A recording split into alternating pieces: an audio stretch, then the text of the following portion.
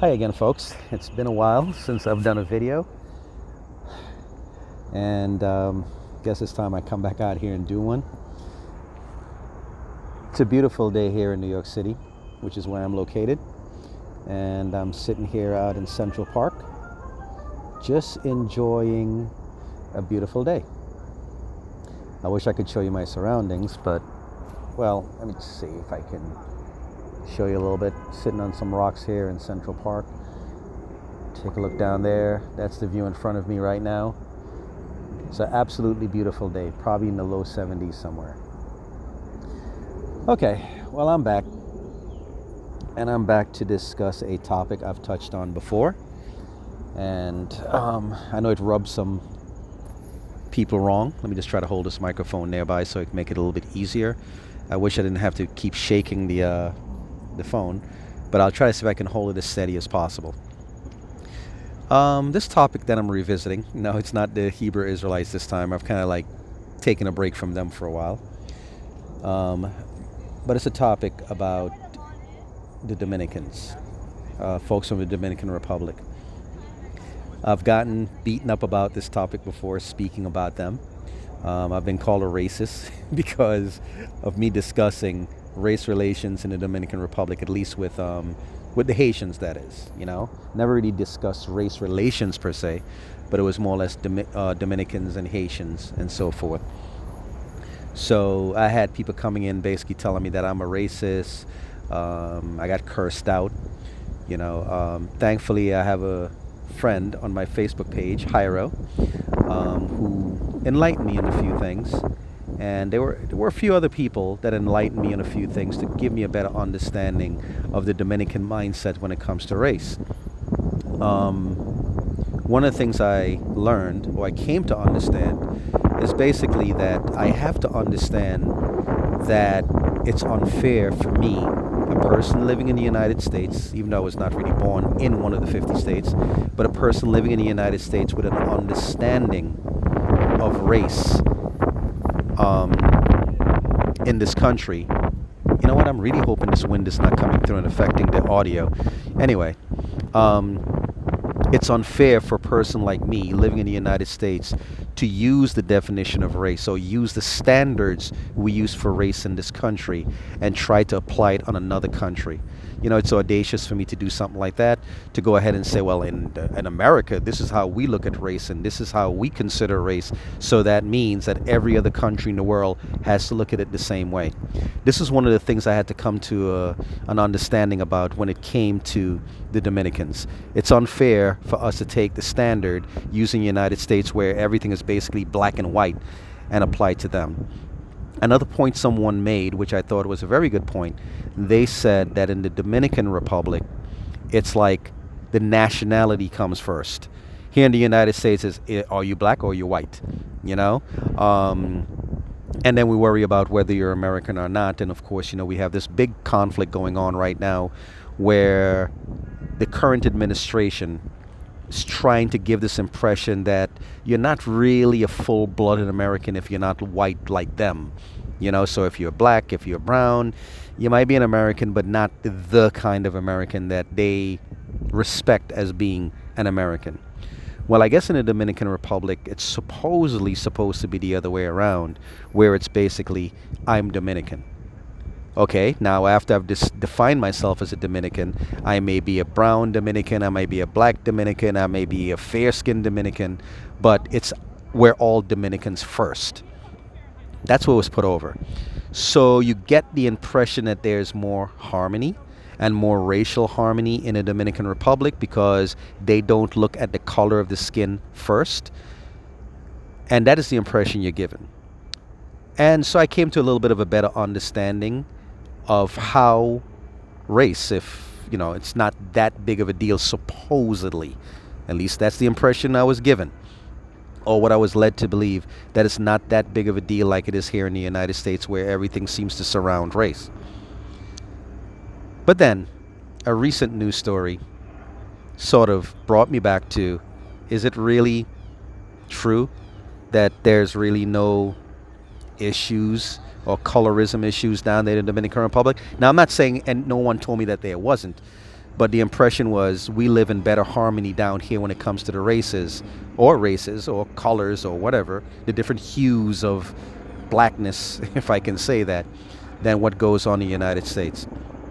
But then a recent pageant brought me back to this question, which is what produced this video. As Dominicans who are looking at this video know now, at least some people may know, is that recently there was a woman, I guess you can say like my complexion, that basically won a pageant down there. I don't know if, I guess in that pageant, I guess she's going to represent the Dominican Republic in the Miss Universe pageant coming up. I'm thinking that's what it was. Anyway, she won, but she was about my complexion. She won, and there was a huge backlash from certain people in the Dominican Republic. I'm not saying it was in, everyone in the Dominican Republic, but enough for it to make news that she felt some backlash. Now, well, she felt some backlash because it looks like people were complaining that she was not white enough. She was not fair-skinned enough or light enough, because it seems as though there is colorism issues, or there are colorism issues there in the Dominican Republic, that if you're going to be in a certain position, especially a beauty queen, I guess it's been traditional that you look more European when it comes to your looks if you're representing the Dominican Republic. So the fact that someone with my complexion won it looks like it startled a lot of people, and it led to some not so nice things. Now, one of the good things that happened is that former beauty queens who won the same pageant came to her defense. So that was great to see. They came to her defense and everything, and I thought that was really, really nice of them. And I'm sure there were quite a bit of Dominicans who also came to her defense. But the fact that it made news that some Dominicans had an issue with her winning, and seemingly it had to do with her complexion, which happened to look like mine, indicates that there is some issues there. There are some colorism issues. And when you look at the Dominican Republic and you look at certain things and you look at certain positions and certain people in certain positions, you tend to notice they have a certain look. Now, I have not really paid hard attention to Dominican society, but they probably suffer from something similar that you find in other Caribbean countries. So apparently the beauty queens are supposed to look European. I want to say perhaps the news personalities, I guess maybe the more popular ones, also have that European look to them. And I also want to say that while I'm not saying that you probably don't have people in the Dominican Republic who look like me who are not successful, I want to kind of bet that a lot of the people who probably hold good positions, probably live in the nice neighborhoods, or you're more European looking Dominicans. And why is that? And I think that indicates that there are colorism issues there in the Dominican Republic. You're a certain color, you tend to have certain positions, or you have certain privileges, or you make certain advances in the society there that people maybe my complexion and perhaps darker won't find themselves in a similar situation, or position, I should say. So I could be wrong about this. I didn't get a chance to read out the full story, or really, I shouldn't say read the full story because I did, but I didn't get a chance to follow up and see all the backlash and where all this led to. I guess it's died down now, but I didn't get a chance to really look into it. But just the fact that a Dominican woman, Dominican-born person of my complexion won the pageant, and there was grumblings and issues with it, tells you that there is a segment of the Dominican Republican society that still seems to have an issue when it comes to color. And it also bothered me a little bit more. I think one of the reasons the story caught my attention was the fact that she is Dominican. She is a born Dominican. But if I'm not mistaken, her family, or part of her ancestry, comes from my end of the Caribbean, St. Kitts and Nevis, which is where my father was born and which is where I was raised. I wasn't born there, but that is where I was raised.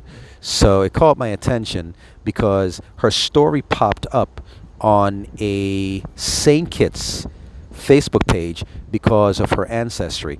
and then we happened to follow the story and realize it led back to the Dominican Republic, and that's how I became acquainted with the story. Anyway, I'm sure the Dominicans who have come in and have complained in the past, and those who've come in to try to enlighten me, will probably show back up into this video, onto this video, and I'm hoping they do, because I'm sure there's something they can explain to me, something I'm probably overlooking, something I'm probably not considering. But I just figured I'll just go ahead and talk on the topic. So here you have it. Anyway, let me just go ahead and enjoy the rest of this beautiful day, as you can see around here in the woods here in Central Park, New York City. And I'll let you guys stew over this one, and please respond. Share if you can, like if you can, or you can dislike it if you want to. But I would really, really, really appreciate your comments, okay? If you can be respectful. Of course, I don't lose my mind because somebody decides to come in and curse and show their literacy, but if that's what you want to do, knock yourself out. But I really want to hear from people who have something valuable to say, okay? Anyway, you guys take care. I'm signing out until the next video.